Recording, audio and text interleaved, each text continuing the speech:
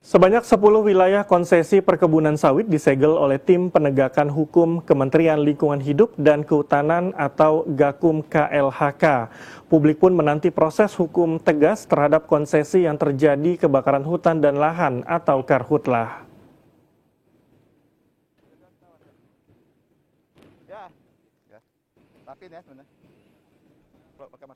Tim Gakum KLHK telah menyegel 10 lahan perkebunan kelapa sawit lokasi karhutlah di Kalimantan Barat, yaitu di PT SKM, PT MTI, PT CG, PT SUM, PT FUWL, PT WAN, PTP, PT CKP, PT LAR, dan PT BMJ.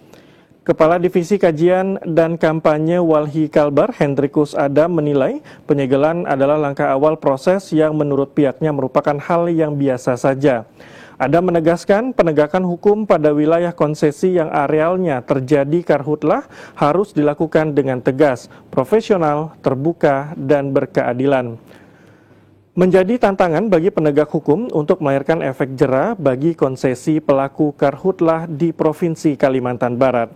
Karena faktanya dari 10 wilayah konsesi yang disegel, ternyata ada beberapa di antaranya yang pernah disegel sebelumnya oleh penegak hukum seperti PT SUM dan PT CG.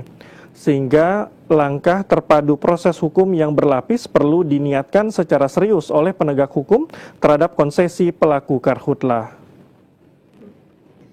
Agar penegakan hukum terhadap konsesi yang arealnya mengalami kebakaran selama ini dilakukan dengan tegas, profesional, terbuka, dan berkeadilan. Sebagai publik, kita menantikan langkah-langkah yang luar biasa yang bisa melahirkan efek jera. Karena faktualnya dari ada 10 konsesi yang disegel belakangan oleh KLHK, ternyata ada beberapa di antaranya yang pernah disegel sebelumnya oleh penegak hukum. Katakanlah seperti misalnya PT SUM gitu ya, dan PT CG.